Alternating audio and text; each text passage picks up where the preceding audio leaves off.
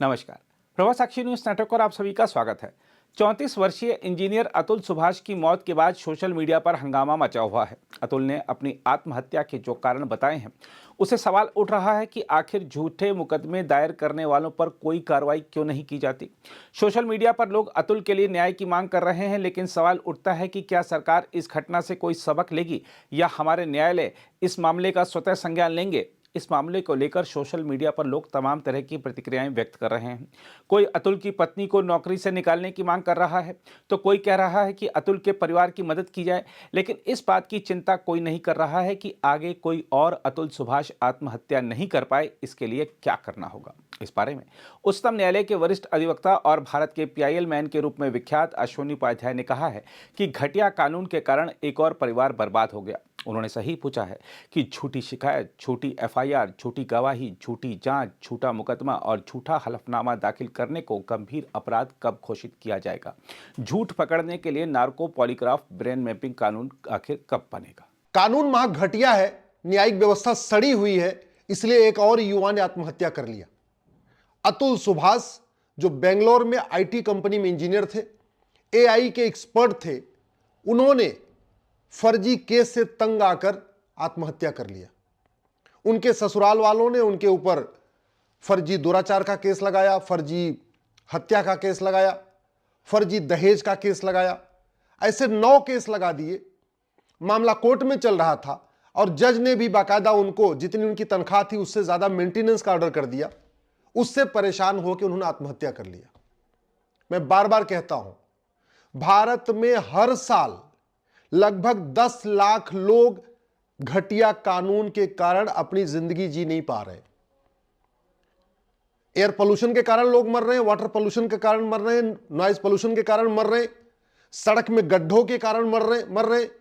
इसके अलावा फर्जी बलात्कार के केस से परेशान होकर आत्महत्या कर रहे, फर्जी छेड़छाड़ के केस से परेशान होकर आत्महत्या कर रहे, फर्जी एससी एसटी केस के कारण लोग आत्महत्या कर रहे, फर्जी दहेज के केस के कारण आत्महत्या कर रहे।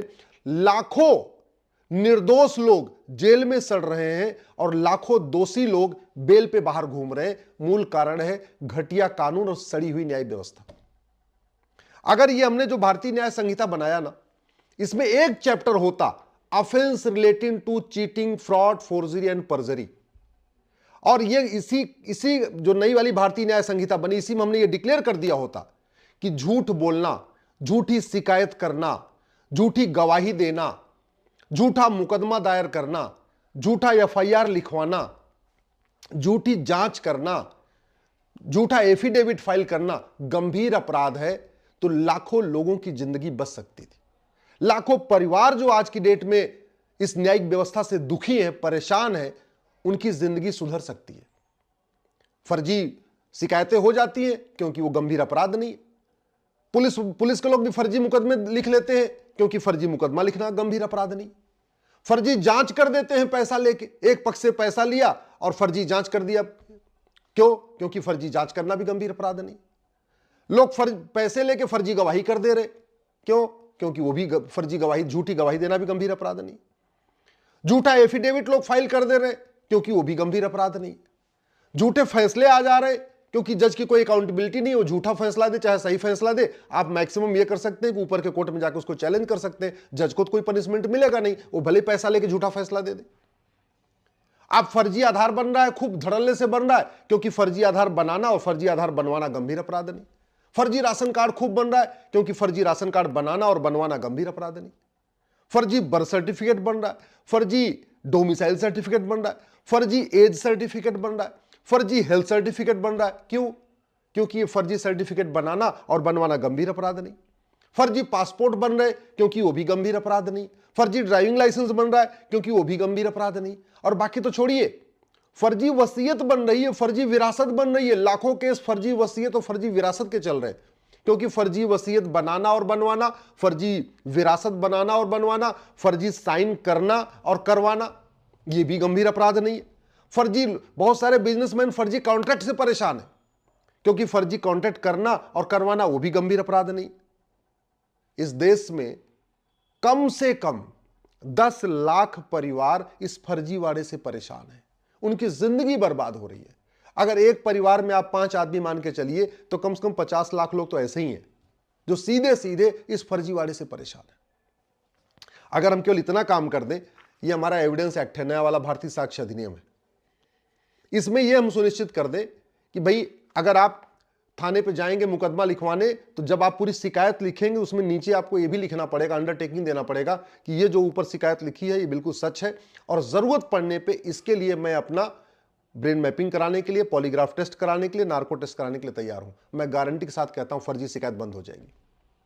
जब पुलिस वाले एफआईआर लिखे तो उनसे भी एक अंडरटेकिंग हो कि मैंने सारी जांच पड़ताल कर लिया, बिल्कुल मुकदमा सही है, फर्जी एफआईआर बंद हो जाएगा। जो पुलिस वाले जांच करें उनसे भी अंडरटेकिंग ले लिया जाए, ये पूरी जांच मैंने ईमानदारी मेहनत से किया हुआ है और जरूरत पड़ने पर इसके लिए मैं narco polygraph brain mapping test कराने के लिए तैयार हूं। कितना भी आप पैसा दीजिए, पुलिस वाले फर्जी जांच करेंगे नहीं।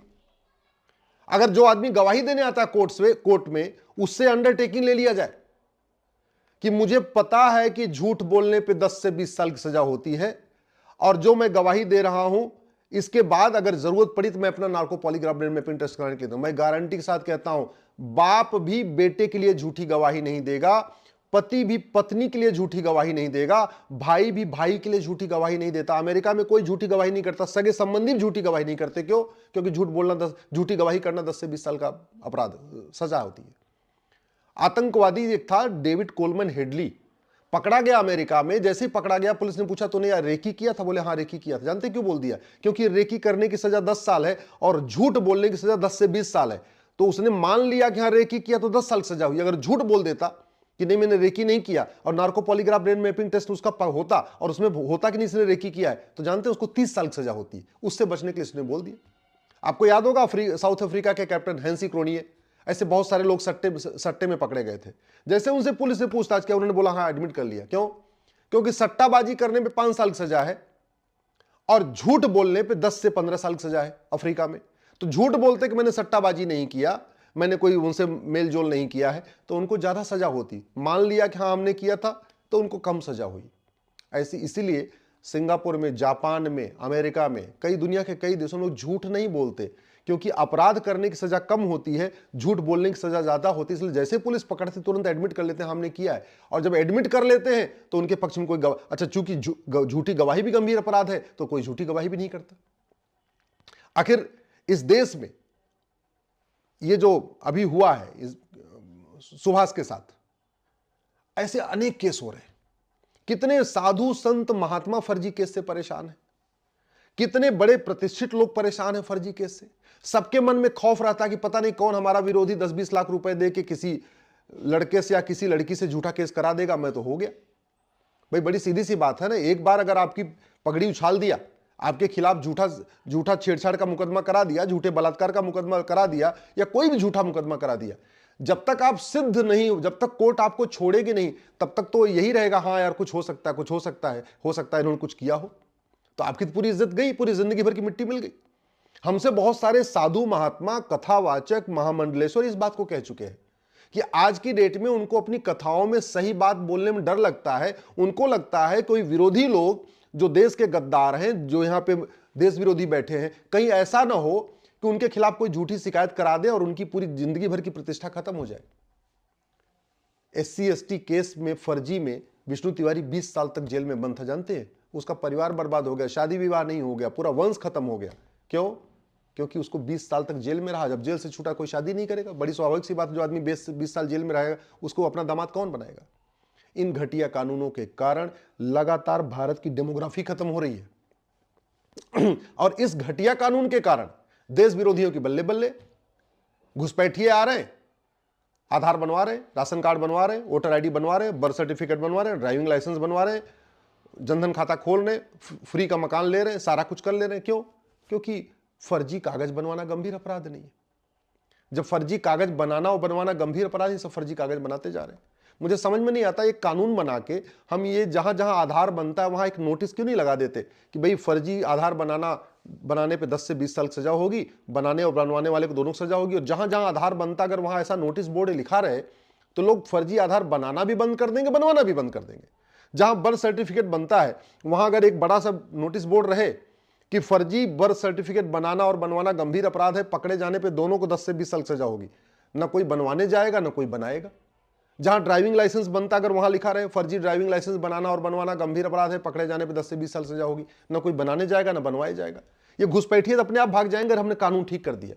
इसलिए मैं माननीय प्रधानमंत्री से निवेदन करता हूं, माननीय गृह मंत्री से निवेदन करता हूं, इस पे आप गंभीरता के साथ सोचिए। संसद में इस पे चर्चा होनी चाहिए। नार्को पॉलीग्राफ ब्रेन मैपिंग कानून बनाना बहुत जरूरी है। हर जिले में झूठ पकड़ने के लिए एक नार्को पॉलीग्राफ ब्रेन मैपिंग की लैब बनाना जरूरी है। बहुत खर्चा नहीं आएगा। 800 जिले हैं अपने पास भारत में, मुश्किल से 2 करोड़ रुपए एक लैब बनाने का खर्चा आएगा, यानी 1600 करोड़ में पूरे देश में एक लैब बन जाएगी। और जैसे ये लैब बन जाएगी वैसे लोगों के अंदर खौफ, नार्को पॉलीग्राफ ब्रेन मैपिंग कानून बनते ही खौफ पैदा हो जाएगा, भैया मैं तो झूठी बात नहीं करूंगा, झूठी गवाही नहीं दूंगा। जैसे ही लोगों को पता चलेगा कि फर्जीवाड़ा करना, फर्जी गवाही देना, फर्जी शिकायत करना गंभीर अपराध है तो नहीं होती। ये जो इस युवा ने अपनी आत्महत्या किया है उसके खिलाफ 9 फर्जी मुकदमे थे। अगर उसकी पत्नी को पता होता कि फर्जी केस करना गंभीर अपराध है तो 9 मुकदमे नहीं करती, बिल्कुल नहीं करती। जब उसने फर्जी केस किया वो इसलिए किया कि उसको पता है कि फर्जी केस यहां भारत में आम बात है, कोई दिक्कत ही नहीं है। फर्जी केस कर दो, उसके बाद सामने वाला अपने आप को बेगुनाह साबित करता रहे। ये जो सिस्टम है ना, ये भारत को बर्बाद कर रहा है। और भारत में जितनी समस्याएं हैं, भारत में घूसखोरी, कमीशनखोरी, जमाखोरी, मिलावटखोरी, कालाबाजारी इसलिए चल रही है क्योंकि कानून घटिया है, न्यायिक व्यवस्था सड़ी है, झूठ बोलना गंभीर अपराध नहीं है और मुकदमे 40 साल 30 साल चलते हैं। भारत में ड्रग स्मगलिंग हो रही है, ह्यूमन ट्रैफिकिंग हो रही है, हथियारों का पूरा कारोबार चल रहा है, माफियाओं का पूरा कारोबार चल रहा है। क्यों? क्योंकि कानून घटिया है। चीटिंग, फ्रॉड, फोर्जरी हो रही है, बच्चों के पेपर लीक हो जाते हैं, हर एग्जाम के बाद पेपर लीक हो जाता है। आज वो तैयारी करते हैं, 3 साल तक उनका पेपर लीक होता रहता है। क्यों? क्योंकि कानून घटिया है। भारत में धर्मांतरण क्यों हो रहा है? कानून घटिया है। घुसपैठ क्यों हो रही है? कानून घटिया है। आत्महत्या क्यों लोग कर रहे हैं? कानून घटिया है। लोग सड़क में गिरने से मर रहे हैं क्योंकि बार बार सड़क टूट रही है। सड़क टूटने का मूल कारण भ्रष्टाचार, और भ्रष्टाचार का मूल कारण घटिया कानून। तो इस घटिया कानून के कारण 10 लाख से ज्यादा, हर साल 10 लाख लोग जल्दी खत्म हो रहे हैं, वो अपनी पूरा जीवन नहीं जी पा रहे हैं। इसलिए मैं माननीय प्रधानमंत्री से निवेदन करता हूं कि कम से कम जुडिशियल रिफॉर्म पे चर्चा करिए। एक बार जरा ये तो पता करवाइए कि सिंगापुर में लोग ईमानदार क्यों हैं, सिंगापुर में फर्जी केस क्यों नहीं होते, अमेरिका में फर्जी केस क्यों नहीं होते, न्यूजीलैंड में फर्जी केस क्यों नहीं होते, रूस में फर्जी केस क्यों नहीं होते, चीन में फर्जी केस क्यों नहीं होते, भारत में क्यों हो रहे हैं। इसको बदलिए। और ये जो कानून है ना, इसको बदलना बहुत जरूरी है। ये हमने जो भारतीय न्याय संहिता बदला है ना 150 साल के बाद, इसमें एक चैप्टर चीटिंग, फ्रॉड, फोर्जरी का जरूर होना चाहिए। चीटिंग, फ्रॉड, फोर्जरी गंभीर अपराध घोषित करना चाहिए। और हमें हर व्यक्ति से अंडरटेकिंग लेनी चाहिए, जो आदमी शिकायत कर रहा है या गवाही दे रहा है या आपको एफिडेविट फाइल कर रहा है, ऐसे ही जहां जहां कोई डॉक्यूमेंट बनता है वहां एक नोटिस बोर्ड लगाना बहुत जरूरी है कि ये जो डॉक्यूमेंट बन रहा है अगर ये फर्जी हुआ तो बनाने वाले को और बनवाने वाले को 10 से 20 साल सजा होगी। अगर आप भी लेना चाहते हैं देश दुनिया की तमाम जानकारी तो आज ही सब्सक्राइब करें हमारे चैनल को। साथ ही नीचे दिए बेल आइकन को जरूर दबाएं ताकि हर अपडेट आप तक पहुंच सके।